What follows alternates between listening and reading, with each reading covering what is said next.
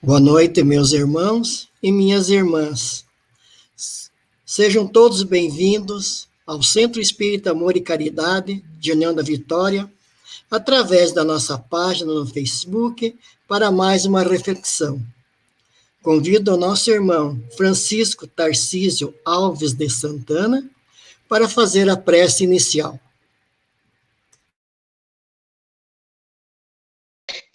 Boa noite, irmãos e irmãs. Convido a todos para que nesse momento fechem os seus olhos e acerenem os seus pensamentos. Vamos elevá-los em prece a Deus, a Jesus, nosso Mestre, nosso amigo, nosso Consolador, nosso irmão, nosso protetor, que está sempre nos amparando, nos carregando nos momentos difíceis, nos momentos de aflição. Vamos, nesse momento, rogar a Ele que venha até nós curar as nossas feridas, feridas da alma, aquelas feridas que somente nós sabemos. Jesus, pedimos a Ti, Pai amado, que nos abençoe, que abençoe cada um daqueles que estão ouvindo, abençoe cada um daqueles irmãos que estão em casa necessitados. Abençoa, Pai, todos aqueles que estão passando pela provação do Covid-19, que eles tenham força, que eles tenham fé. E rogamos, Pai, bênção, proteção e amparo para todos nós. Que assim seja.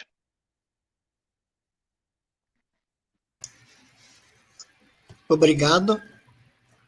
Nosso palestrante de hoje é o Silvosney Borges, é trabalhador do Centro Espírita Amor e Caridade de União da Vitória e atual presidente da 15ª União Regional Espírita.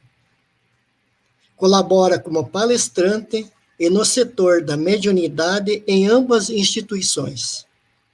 A explanação da noite de hoje com o tema Reencarnação, tendência e reflexo do passado. Convido o nosso irmão para que inicie a sua live.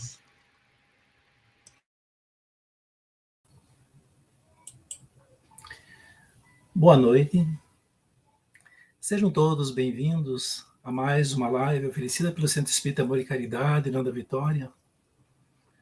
E sempre, meus queridos amigos, é uma grande satisfação, uma honra imerecida estar com os amigos, procurando conversar um pouco, refletir sobre a nossa veneranda doutrina espírita. Essa doutrina que é luz em nossos caminhos, essa doutrina que traz Jesus novamente aos nossos corações. E assim, nós vamos rogar as bênçãos e a permissão de Deus, nosso Pai Celeste, e de Jesus, esse nosso Mestre e o amigo divino de nossas vidas, para que possam nos amparar, nos intuir e possam nos ajudar a filtrar as intuições que os amigos espirituais que são os verdadeiros responsáveis por esse trabalho, colocam à nossa disposição. E que esse tema, meus amigos, possa ser relevante, não somente a nível de compreensão, mas a nível de prática vivencial em nossas vidas, para que todos nós possamos ter uma vida dentro do possível, com mais equilíbrio, com mais paz e com mais serenidade. E trazemos nesta noite um tema que chama um pouco a atenção, cuja palavra, a reencarnação, um dos princípios básicos da doutrina espírita, procurando refletir sobre as tendências e sobre os reflexos que todos nós trazemos do passado e que se fazem presente em nossa vida atual e nossos momentos de experiência física. Desta forma, meus amigos, uma das mais graves situações que o ser humano vivencia em nossa época, essa época marcada por insegurança, marcada também pela instabilidade, é sempre a falta de respostas às suas dúvidas filosóficas de sentido da vida. Por exemplo, o que sou? De onde eu vim? Para onde eu vou? O que faço realmente aqui na Terra? Qual o sentido da existência humana? Então, são questões essas que o materialismo, assim como as doutrinas espiritualistas, que admitem somente uma única existência física, não conseguem de modo algum responder de forma razoável, de forma lógica e principalmente de forma consoladora. O Espiritismo, porém, desde a metade do século XIX, ele nos esclarece assentado em fatos submetidos ao crivo da razão, a realidade da multiplicidade das existências físicas, já registradas também no Velho e no Novo Testamento, este nosso livro básico, esse nosso livro religioso de toda a cristandade, e que proporciona ao espírito imortal as oportunidades de crescimento e também de aprimoramento intelectual. Aprimoramento intelectual e aprimoramento principalmente moral. Independentemente de qualquer revelação espiritual, os fatos que se apresentam não deixam dúvidas a respeito desta verdade. Qual verdade? A verdade da reencarnação. Esses fatos ocorrem com pessoas mesmo sem nenhuma convicção religiosa ou mesmo espiritualista, obrigando a reformulações relacionadas com suas convicções próprias, diante da realidade que elas têm vividos, conforme relatos que constam em pesquisas também, em livros e também em reportagens tão abundantes sobre esta temática. Vemos que estudiosos voltados à pesquisa científica séria já reúnem um número avassalador de fatos levantados, comprobatórios à reencarnação. Uma das mais prestigiosas universidades públicas dos Estados Unidos, a Universidade de Virgínia, pesquisadores da área da saúde mental, tendo à frente o já saudoso Dr. Ian Stevenson, já desencarnado em 2007, e este doutor, este irmão, que por 34 anos dirigiu o Departamento de Medicina, de Psiquiatria e Medicina e Neurologia da Escola de Medicina dessa Universidade de Virgínia, tem se dedicado, ou dedicam-se, continuam se dedicando há décadas a desafiar os céticos. Por quê? Ali dentro deste templo acadêmico são estudados os relatos sobre a reencarnação como uma linha de pesquisa, muitos deles submetidos inclusive à checagem. Da mesma forma, psicólogos, psiquiatras, sem nenhuma vinculação religiosa, já se utilizam com resultados altamente positivos das terapias de vivências passadas, buscando em reencarnações anteriores as causas das patologias, dos distúrbios, das fobias encontradas em seus pacientes na presente existência.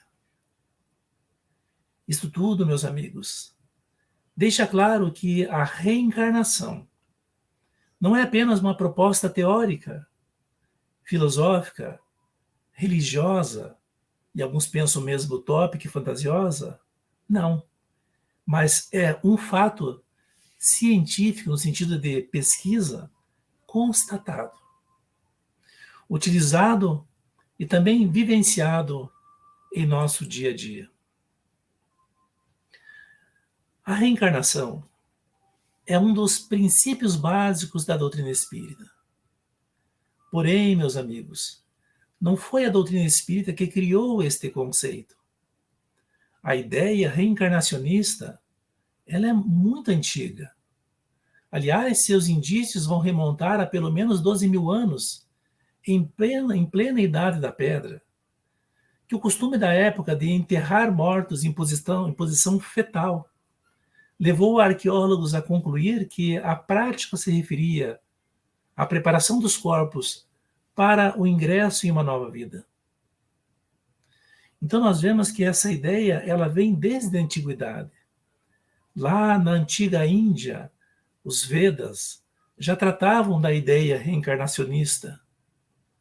No Antigo Egito, o Livro dos Mortos também tratava dessa temática e, segundo o historiador grego Heródoto, os egípcios antigos consideravam que o ciclo integral de vidas pela qual cada pessoa deveria passar durava cerca de 3 mil anos. Também percebemos a ideia reencarnacionista na Grécia Antiga, com um dos seus maiores expoentes filosóficos, dois, aliás, Sócrates e Platão, e que falavam eles que o homem é uma alma encarnada, literalmente, e que as almas, depois de haverem estado no Hades, o tempo necessário, são reconduzidas a esta vida em múltiplos processos e longos períodos.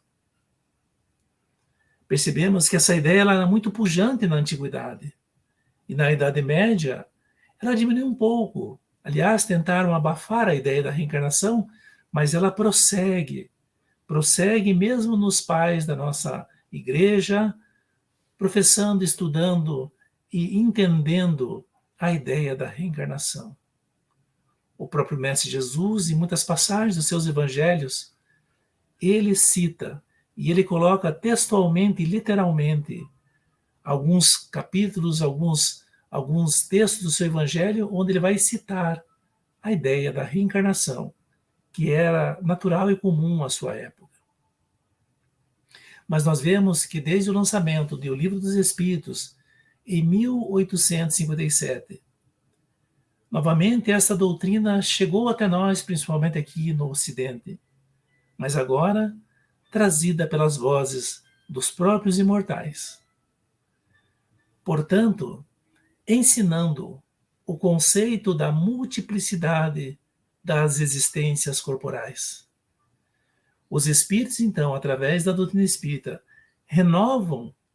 literalmente renovam uma doutrina que teve origem, como já falamos, nas primeiras idades do mundo e que se conservou no íntimo de muitas pessoas até o dia de hoje.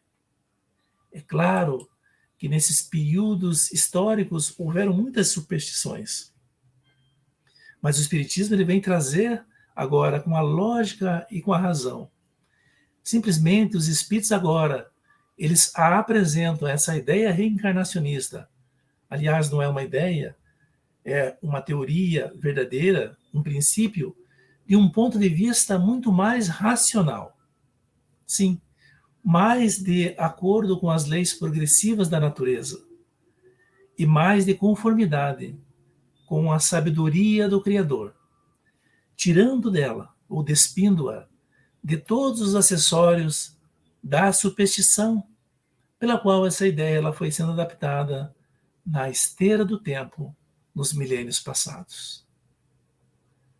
Desta forma, meus amigos, a doutrina da reencarnação, isto é, esta doutrina que consiste em admitir várias ou muitas existências sucessivas, experiências físicas sucessivas, essa doutrina é a única que corresponde à ideia que formamos da justiça de Deus para com nós, seus filhos, que se acham ou nos achamos em condição moral inferior muitas vezes. Então, nós vamos perceber que a razão, ela nos indica que só pode ser assim. E os próprios espíritos, esses habitantes do mundo espiritual, eles a ensinam literalmente. É a única que pode explicar para nós o futuro e firma as nossas esperanças, pois que nos oferece os meios de resgatarmos os nossos erros por novas provações, por novas experiências. Kardec, lá no Livro dos Espíritos, a obra fundamental, básica da doutrina espírita, nas considerações sobre a pluralidade das existências que se encontram no capítulo 5 da segunda parte, ele faz um estudo muito interessante e muito profundo após alguns questionamentos para os espíritos, para os benfeitores espirituais. Muito interessante, baseado nos ensinos que os próprios espíritos eles nos passam. E ele vai afirmar, literalmente, que muitos de nós, vejam só que interessante, muitos de nós repelimos a ideia da reencarnação sem nos aprofundarmos muitos, simplesmente ou pelo só motivo de a ela não nos convir essa ideia. Olha só que interessante. Muitos não aceitam a ideia da reencarnação por seus motivos. Ela não é boa para o meu estilo de vida, para que eu tenha que realizar, então eu não aceito. Alguns irmãos dizem, inclusive, que uma só existência já lhes chega de sobra e que, portanto, não desejam recomeçar outra existência semelhante. Vemos muitos irmãos ou muitas pessoas que não admitem de forma alguma que tenham que voltar à Terra. Voltar a este planeta, dizem elas, que só traz amargura, que só traz sofrimentos, enfim, que só traz insegurança. Mas, meus amigos, como coloca Kardec, de duas uma, ou a reencarnação existe, ou não existe. Se existe, nada importa que os contrarie ou contrarie as opiniões desses nossos irmãos. Ora, terão que a sofrer sem que para isso Deus nos peça ou lhes peça permissão para tal. Kardec continua colocando em seu estudo que esses irmãos muitas vezes afiguram-se-nos a um doente que dizem, muitas vezes, ora, eu sofri hoje já o bastante e não quero sofrer mais. Então temos visto também pessoas raciocinarem deste modo. Ora, não é possível que Deus, soberanamente justo e bom como é, possa impor ao homem a obrigação de recomeçar uma série de misérias e tribulações.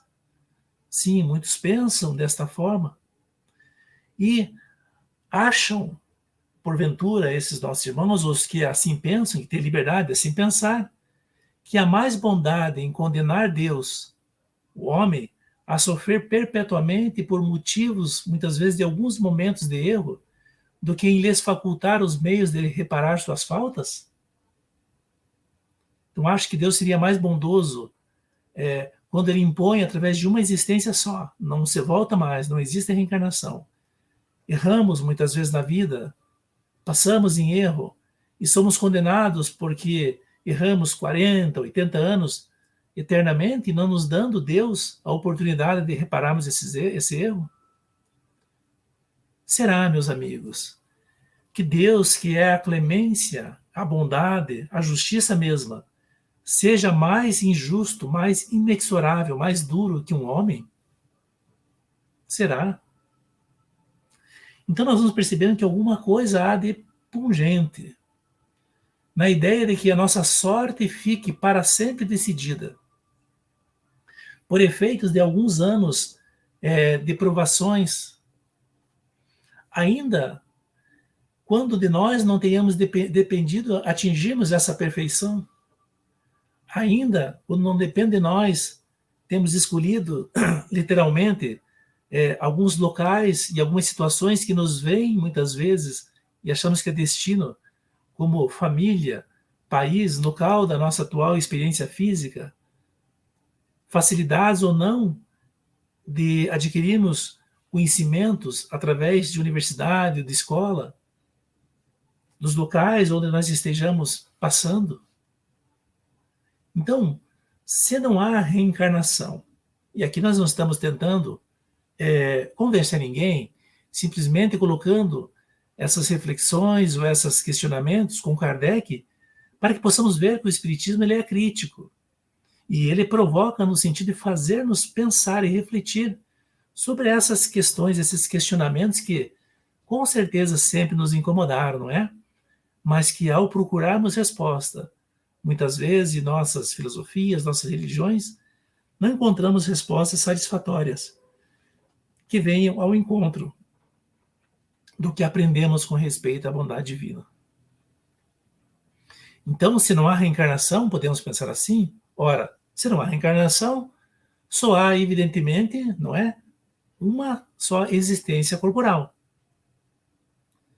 Ora, se a nossa existência corporal é única, para os que pensam assim, a alma de cada um de nós, essa alma que pensa, foi criada na ocasião de seu nascimento. Não é? É assim que pontua e explica a doutrina da unicidade da existência. A menos que se admita a anterioridade da alma, caso em que caberia perguntar o que era essa alma antes do nascimento. Mas, enfim, não há meio termo. Não há meio termo. Ou a alma existia ou não existia. Tá? Ora, se existia essa alma, qual que era a sua situação antes? Ela tinha ou não tinha consciência de si mesma? Ora, se não tinha, é como se não existisse, não é? Porque o que nos diferencia justamente é essa percepção de que nós somos. Então, são questões ou perguntas filosóficas sobre o porquê da vida. E Kardec, codificador da doutrina espírita, ele vai, meus amigos, colocar na mesma obra o Livro dos Espíritos, nesse capítulo 5 que estamos trabalhando, refletindo, ele vai colocar que, admitindo de acordo com a crença vulgar, nos coloca Kardec, que a alma nasce com o corpo, né, ele vai colocar dessa forma, ou o que vem a ser o mesmo, que antes de encarnar, ela só dispõe de faculdades negativas, pergunta-se, ou perguntamos. E aí, então nós vamos trazer aqui literalmente o que Kardec coloca no Livro dos Espíritos. Vejam, queridos amigos, que perguntas instigantes. Tendo esta teoria de que a alma ela é criada no momento da concepção e nasce com o corpo, então vamos perguntar. Primeiro, já que a alma nasce no momento da concepção do corpo físico, por que mostra esta alma aptidões tão diversas e independentes das ideias que a educação que lhes fez adquirir? E continua Kardec. De onde vem a aptidão que muitas crianças revelam em tenra idade para esta ou aquela arte, para esta ou aquela ciência, enquanto que outras crianças se conservam inferiores ou medíocres durante a vida toda, mesmo a vida de adulta? De onde vem? Da onde em alguns, meus amigos, as ideias inatas, que é a nossa temática de hoje, intuitivas, que no outro não existem, de onde vem? De onde em certas crianças o instinto precoce que revelam para os vícios, desde pequenininha, ou para as virtudes, os sentimentos inatos de dignidade ou os sentimentos de baixeza, contrastando com os meios onde elas nasceram e foram criadas? Continua Kardec. Por que há homens selvagens e homens civilizados? Ora, se todos nós somos filhos de Deus, por que essa distinção? Por que essa parcialidade da divindade, já que nascemos todos no momento da nossa concepção, aliás, de quando foi criado o corpo físico? Por que, abstraindo-se da educação, uns homens são mais adiantados do que outros, moralmente, principalmente, e intelectualmente? Por quê? Ora, meus amigos, são questões que nos perturbam, não é? E todos nós que paramos para refletir um pouco e gostamos de questionar sobre a vida e alguns porquês da vida, com certeza já nos fizemos essas perguntas. E qual a filosofia? Qual a teosofia capaz de resolver esses problemas? Ora, é fora de dúvida que ou as almas são iguais ao nascerem, não é? Foram criadas todas, ou são desiguais. Se elas são iguais, por que há entre elas tanta diversidade de aptidões? Quando falamos elas, somos nós mesmos, porque tantas diversidades de aptidões, como foi citado há pouco. Claro que muitos podem dizer que, ora, depende do organismo, não é? Depende do organismo. Ora, mas os que pensam assim, que o organismo é responsável por essas diversidades de aptidões, então, meus amigos, nós estamos diante da mais monstruosa e da mais imoral das doutrinas. É ou não é? Porque daí, então, o homem seria simples máquina e então deixaria de ter responsabilidade sobre os seus atos. Então, se são desiguais, é que Deus as criou assim. E nesse caso, por que a inata superioridade é concedida a algumas? Corresponderá essa particularidade à justiça de Deus e ao amor que ele consagra igualmente a todas as suas criaturas? Complicado, não é, meus amigos? É por isso que muitos de nós nos tornamos muitas vezes materialistas e deixamos muitas vezes de acreditar, inclusive na existência de Deus, porque paramos aí nessas questões. Não encontramos respostas, porque simplesmente falta uma chave que o Espiritismo traz completo, que os Espíritos nos trazem para acalmar essas nossas indagações e para que possamos conseguir entender melhor a justiça de Deus e que Deus realmente existe e que quer a nossa felicidade. Admitamos, meus amigos, ao contrário, ao invés de uma existência de que o Espírito foi criado no momento da concepção, admitamos uma série de progressivas existências anteriores para cada espírito, e tudo se explica, não é? E tudo se explica. Segundo a doutrina espírita, não há muitas espécies de homens, como muitos pensam. Homem no sentido de gênero humano. Há tão somente homens cujos espíritos estão mais ou menos atrasados, porém todos nós, todos suscetíveis de progredir, de progresso, de melhora. Todos. Então, meus amigos, não é este um princípio mais conforme com a justiça de Deus? No sentido em que entendemos Deus como a bondade suprema, a justiça suprema, o amor no universo?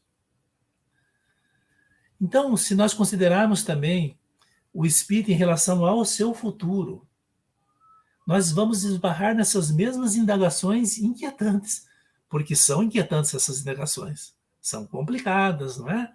Mas que no nosso atual estágio de desenvolvimento intelectual, moral e de curiosidade, inclusive, nós temos que nos fazer e não termos medo medo de realmente fazermos esses questionamentos e buscarmos a resposta. Então, se nós pensarmos em relação o espírito, em relação ao seu futuro, nós vamos esbarrar nas mesmas indagações que Kardec ele também vai colocar aqui para nossas reflexões. Vamos ler textualmente com relação ao futuro.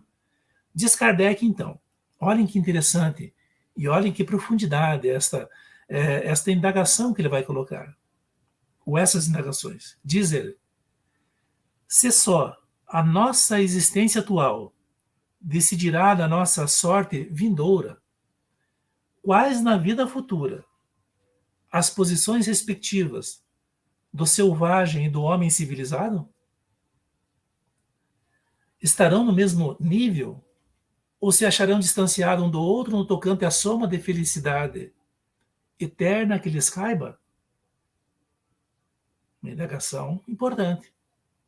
E ele continua: o homem que trabalhou toda a sua vida por melhorar-se virá a ocupar a mesma categoria do outro, que se conservou em grau inferior de adiantamento, não por culpa sua, mas porque não teve tempo nem possibilidade de se tornar melhor?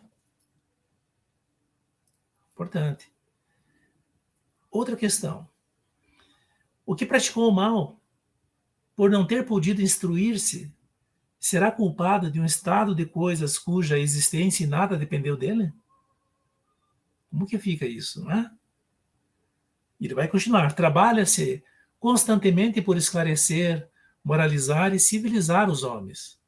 Mas, em contraposição a um que fica esclarecido, milhões de outros morrem todos os dias antes que a luz lhes tenha chegado. Qual a sorte desses últimos? Serão tratados como réprobos? No caso contrário, que fizeram para ocupar categoria idêntica à dos outros? Que sorte aguarda os que morrem na infância, quando não puderam fazer nem o bem e nem o mal? Se vão para o meio dos eleitos, por que esse favor? Sem que coisa alguma tenham feito para merecê-lo?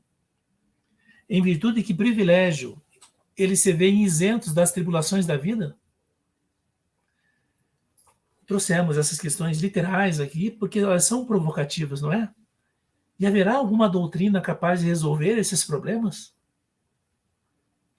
Então, admitam-se as existências consecutivas, a reencarnação, e tudo se explicará conforme a justiça de Deus, meus amigos. É que o nosso olhar, ele só é posto muitas vezes, a maioria das vezes, sobre o que nós podemos perceber, e nós temos essa percepção simplesmente do que nos ocorre na vida atual, mas que não explicam essas aparentes anomalias em relação à justiça divina.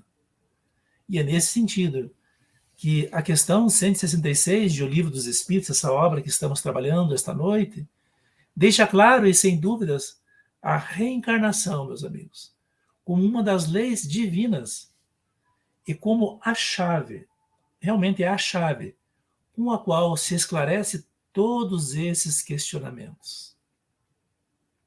Trazemos aqui a questão 166. Pergunta Kardec para os benfeitores espirituais na questão 166. Como pode a alma que não alcançou a perfeição durante a vida corpórea acabar de depurar-se? Ou seja, quando ele pergunta isso, somos todos nós, não é? Quem de nós podemos afirmar que vamos alcançar a perfeição durante 80, 90 anos, 40 anos de uma experiência física? Então, já que o nosso destino é a perfeição relativa, como o Mestre Jesus colocou, para que pudéssemos ser perfeitos, como perfeito é o vosso Pai, claro que perfeição relativa, como que fica isso? Então, sem a reencarnação, percebemos que então Jesus não estava com a verdade, porque ele afirma isso. Ele pede para que possamos ser perfeitos. Então, a pergunta ela é muito importante, ela é muito significativa. E os espíritos, eles respondem de forma lógica, de forma simples e de forma sintética. Literalmente, eles colocam: sofrendo a prova de uma nova existência, lá na questão 166.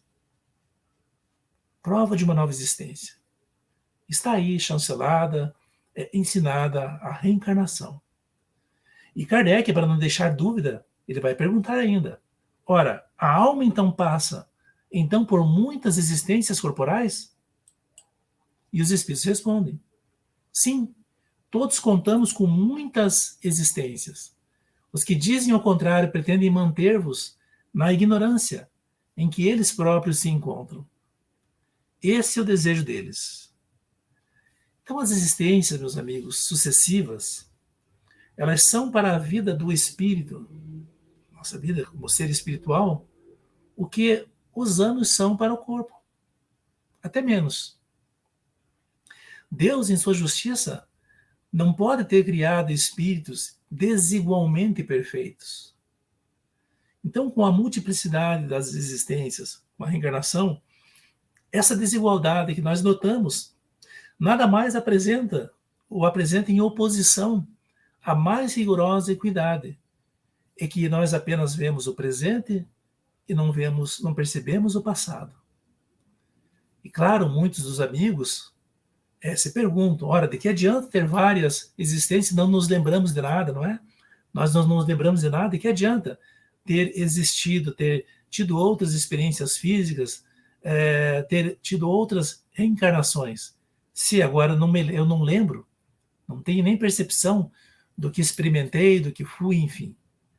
Mas é nesse sentido que nós vamos ver que todos nós trazemos intuições ao nascermos, tendências, ideias inatas que literalmente refletem o passado. Kardec, então, vai perguntar aos espíritos superiores, na questão 218 do Livro dos Espíritos, sobre justamente essas intuições ou essas ideias inatas, sim, inatas, que todos nós temos. E ele vai perguntar, questão 218 do Livro dos Espíritos. Encarnado, nós aqui, conserva o espírito algum vestígio das percepções que teve e dos conhecimentos que adquiriu nas existências anteriores? É a pergunta que a maioria de nós fazemos enquanto falamos ou pensamos na ideia da reencarnação, não é? E os espíritos respondem: guarda vaga lembrança, que lhe dá o que se chama ideias inatas. Tá aí. E Kardec vai perguntar: não é então quimérica a teoria das ideias inatas? Então, porque muitos acham que é uma utopia, aliás, ela não deve, é fantasiosa a ideia a teoria das ideias inatas, ou seja, já nascemos com essas ideias, com essas tendências. E os espíritos vão responder: não. Os conhecimentos adquiridos em cada existência não mais se perdem. Liberto da matéria, o espírito sempre os tem presente. Durante a encarnação, esquece-os em parte momentaneamente. Porém, a intuição que deles conserva lhe auxilia o progresso. E eles continuam: se não fosse assim, teria que recomeçar constantemente. Em cada nova existência, o ponto de partida para o espírito é o que, em existência precedente, ele ficou. Então, que resposta linda, não é, meus amigos? Nós não perdemos nada ao conhecimento. Simplesmente ele fica obliterado pela experiência que nós temos atual, pela atual encarnação, que é necessário para que possamos fazer um novo recomeço, no sentido de algumas experiências que temos que refazer e passar. Mas este conhecimento sempre vai estar em nosso íntimo. Por isso, então, a tendência, e por isso que a doutrina espírita ela vai nos ensinar que ao nascermos, todos nós, ao nascermos, nós trazemos a intuição do que nós aprendemos antes. Sim. Somos mais ou menos adiantados conforme o número de existências, de reencarnações que tivemos, conforme já estejamos mais ou menos afastados do nosso ponto de partida. Então, nós aprendemos, o Espiritismo, que a reencarnação, ela não apaga as experiências adquiridas no passado. Não. É apenas as encobre com um véu de esquecimento, não é? A fim de que nós possamos progredir sem interferência direta na nossa jornada evolutiva. Sim. Imaginamos se nós nos lembrássemos de uma ou duas experiências físicas atrás. Talvez nós ficássemos perturbados. Nós não iríamos nos focar na atual família, na atual conjuntura, na atual sociedade, para que fôssemos atrás do passado, dos amores passados, dos locais passados, de um tempo que já passou, literalmente. Passou, que não existe mais. Porque as experiências, a reencarnação, as experiências físicas são muitas, mas o tempo, por exemplo, que estamos vivendo nesse instante, não volta mais. Então, se nós nos lembrássemos, iria nos perturbar. Inclusive, não poderíamos seguir com a nossa tarefa evolutiva, de prosseguirmos aprendendo, recuperando o passado, pelas nossas tendências, pelo que a lei de ação e reação nos traz, só iríamos nos perturbar. Deus, na sua infinita sabedoria, optou então por esse esquecimento parcial, porque tem alguns instantes que, se são necessários, essas portas do passado se abrem em nossas consciências quando elas sejam ou forem necessárias para que possamos entender melhor o contexto atual das nossas provas, das nossas expiações, que porventura estejamos passando nesse instante. Assim, meus amigos, na busca constante de novos conhecimentos, o Espírito, ou seja, nós, completaremos o nosso aprendizado ao longo das eras. Vejam só que consolador, não é? Porque o ser humano, em cada encarnação, ele vai enfrentar vicissitudes que vão definir o seu aprimoramento. Quando falo o seu, é o nosso aprimoramento. Ora, se formos bem-sucedidos, vamos incorporar novas conquistas. Se formos derrotados, muitas vezes, lutas difíceis, mas não impossíveis, vão se travar entre os verdadeiros e os falsos valores que vamos aprendendo e vamos incorporando na nossa rota evolutiva. Porque Deus respeita o nosso livre-arbítrio. E assim, portanto, todo aquele que direciona a vontade pelos caminhos do estudo, sim, do trabalho digno, do respeito a Deus e do respeito aos semelhantes, consegue enriquecer o seu íntimo, seu espírito de bens perenes, de virtudes imorredoras. Muitas vezes conquistados algumas virtudes após várias existências físicas. É isso. Às vezes levamos 2, 3, muitas experiências físicas para adquirirmos um pouquinho mais a virtude, por exemplo, da paciência, do perdão, da humildade. Porque a evolução é a lei do progresso, é a lei divina, mas ela é dolorida, meus amigos, e ela é dolorosa e demorada. Demorada no sentido que estamos aqui realmente para modificar o que há em nosso coração. Essa pedra bruta, muitas vezes, em diamante, de amor, de conhecimento, de beleza. Porque esses bens que vamos conquistando são conquistas que o tempo jamais apagará. Por quê? As civilizações do passado só existem ruínas, não é? As conquistas materiais, ruínas, não sobraram nada. Mas as conquistas internas, conquistas morais, de experiência, o tempo jamais as apagará. São as conquistas reais, literalmente.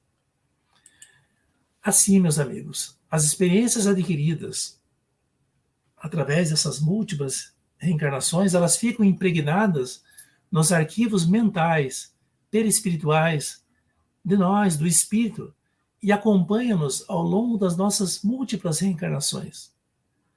Razão pela qual, e aqui especificamente a criança, por exemplo, ela vai revelar tendências incompreensíveis àqueles que não conhecem as leis da reencarnação. Tá? Então, existem várias teorias procurando explicar, muitas vezes, tendências de crianças. mas teorias muitas vezes utópicas e que não corroboram com a razão, porque justamente não se entende a lei da reencarnação, lei divina. Nós vemos que de tempos em tempos, os amigos poderão concordar, e isso está muito visível, inclusive, na época atual, a mídia revela crianças prodígios, não é? Que apresentam, por exemplo, facilidades para a comunicação, para se expressar. Nem sabem ler ainda, né? Mas se comunicam muito bem. Outras crianças apresentam o dom da música e se identificam com certos instrumentos sem qualquer aprendizado anterior. Outras encontram tanta intimidade com os números a ponto de realizar cálculos impossíveis de se conceber na faixa etária em que se encontram, como é o caso de um menino lá na África setentrional, sem ter nenhuma condição de ensino, fazendo cálculos maravilhosos de matemática avançada. Então, não é raro também, meus amigos, observar crianças mal saídas do berço e já revelam, inclusive, tendências agressivas. Revelam paixão por armas. Então, essas são tendências. Tendências que demonstram seu cabedal de experiências adquiridas em outras vidas.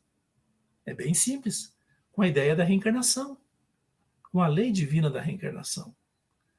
Algumas delas se manifestam logo na primeira idade, enquanto que outras podem vir à tona em momentos marcantes da vida, essas lembranças, essas tendências.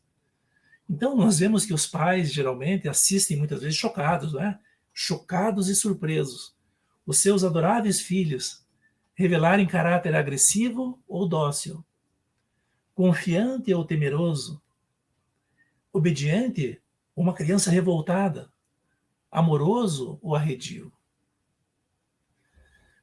Seus genitores apresentam muitas vezes traços, os pais, né, apresentam traços semelhantes ao que a criança demonstra, certamente se convencerão em virtude de que a virtude ou de que a falha moral de que seus filhos apresentam, ela que se manifesta no seu descendente, vão pensar que é de origem hereditária. Muitos falam assim que a gente ouve muitas reflexões, né? Ora, aquele menino puxou o gene do pai, não é? Nós sempre ouvimos falar isso. Ou a inteligência da mãe. Ou aquele outro tem a agressividade do avô, é parecido com o avô no seu temperamento, é agressivo como o avô. Porém, meus amigos, há características que os filhos apresentam que em nada se assemelham aos seus familiares. Sim. O Espiritismo faz luz sobre essas questões. E ele também faz luz sobre a diferença entre hereditariedade e as tendências inatas, que é a nossa temática de hoje. Explicando que, assim que os traços físicos que se assemelham aos dos familiares, não é? Como a cor dos olhos, a cor da pele, a dos cabelos, a compleição física e outros tantos traços próprios do corpo carnal, esses traços, então, eles pertencem à lei da hereditariedade, sim, pois sua origem estão nos elementos biológicos herdados de seus ancestrais, dos seus pais, né? Dos seus genitores, e que vai compor a sua vestimenta material, seu corpo físico. Né? No entanto, se a criança apresenta, vejam só, se a criança apresenta deficiências físicas congênitas, já nasce, ou até certo ponto adquiridas, não se pode dizer que são heranças biológicas, não é? E sim os reflexos atuais de problemas, de mazelas, que foram armazenados em vidas anteriores, pelo espírito que reencarna, para cumprir a expiação voluntária ou compulsória, a fim de se quitar seus débitos perante a lei divina. Entretanto, nós sabemos que a hereditariedade, ela pode colaborar, sim, ela pode colaborar para que a lei divina, ela se cumpra. Vejam, meus amigos, que as características psicológicas inatas, né, elas não são heranças que se transmitem de pais para filhos. São, sim, consequência de créditos ou débitos adquiridos pelo espírito em encarnações precedentes. Então, determinadas tendências que caracterizam o indivíduo podem apresentar semelhança com as características dos seus genitores. Podem apresentar. Todavia, esses traços não são adquiridos nesta vida, como muitos pensam, ou pelos veículos da educação, por exemplo, mas certamente elas vão se explicar pela lei da reencarnação, certamente. Então, a doutrina espírita, meus amigos, ela explica que as semelhanças morais, de caráter, de gostos, elas se revelam pelo quê? Pela afinidade existente entre as famílias espirituais. Sim, há grupos que partilham em outras vidas ou no plano espiritual experiências afins. Aliás, essa é a verdadeira família, não é? A família espiritual. Assim, um ou mais membros de uma mesma família podem ter vivenciado situações passadas, pretéritas, em que todos eles, ou parte deles pertenceram à mesma família, na mesma região, ou participaram de organizações científicas, religiosas, artísticas, profissionais, políticas, que lhes propiciaram tendências semelhantes. Porém, um outro grupo familiar pode se identificar, por exemplo, com guerreiros, desordeiros, viciosos, os quais conviveram no passado também. Então, dessa forma, é importante ressaltar que o renascimento ele não ocorre aleatoriamente. Há sempre uma programação com finalidade útil para o espírito renascente. Então, meus amigos, portanto, reencarnar não tem como único objetivo cumprir provas e cumprir expiações, mas, sobretudo, promover o crescimento espiritual, o crescimento do espírito. Quanto maior o crédito acumulado, mais curto se torna o caminho que vai conduzir a ideias superiores. Daí, então, lógico, a responsabilidade dos pais de investir na educação, no aprimoramento moral dos filhos, ainda no período infantil, a fim de que a reencarnação deles seja proveitosa. Sim, trazem tendências do passado, mas a nossa obrigação como pais, mães, é justamente nesse período em que o espírito está se identificando ainda com a nova experiência física, procurarmos conter, através da educação, essas tendências agressivas ou motivar as tendências superiores que eles trazem. E esse é o caminho, esse é o objetivo, para que o espírito cresça de conformidade com os padrões morais evangélicos e, no momento que for necessário, ele possa retornar à pátria espiritual com um futuro consolidado nas leis divinas. Assim, meus amigos, já nos dirigindo para o final, a doutrina espírita, alicerçada no Evangelho de Jesus, propõe a todos nós o trabalho constante da nossa escultura moral. Isso mesmo, escultura moral. Aceitar a hereditariedade como causa das insuficiências morais, vejam, é duvidar da lei divina. Assim, a lei da reencarnação é a expressão mais justa da misericórdia do Criador para com suas criaturas.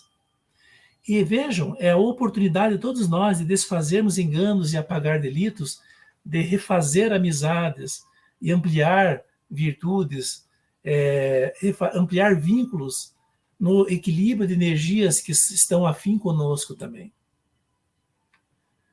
Também a oportunidade de se reconstruir o que se destruiu em existências anteriores.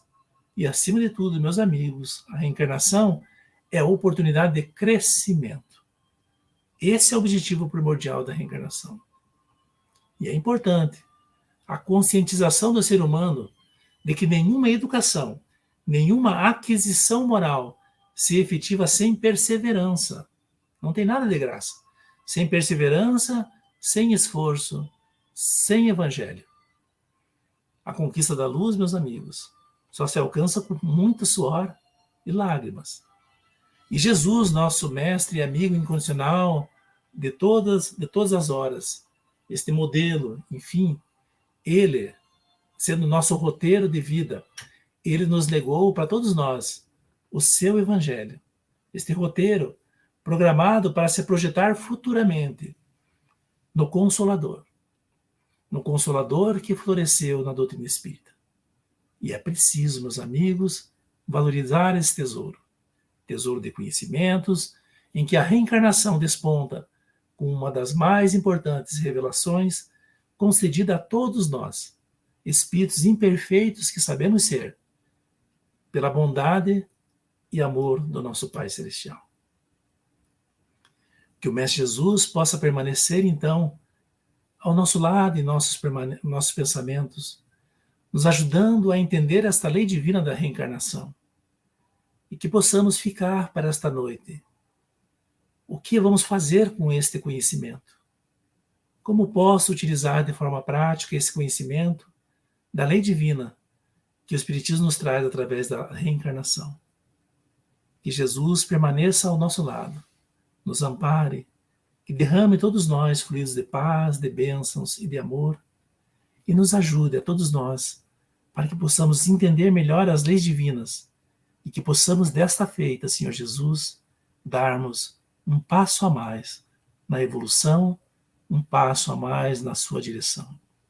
E é por isso, Senhor Jesus, que te rogamos, fica conosco, hoje e sempre. Obrigado, Senhor Jesus. Obrigado aos queridos amigos. Assim seja.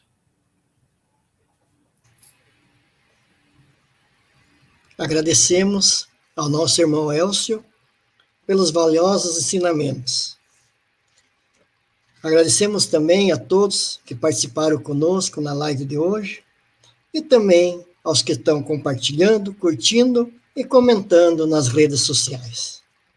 Convidamos a todos para a próxima live na quinta-feira, dia 26, às 16 horas. Uma boa noite a todos.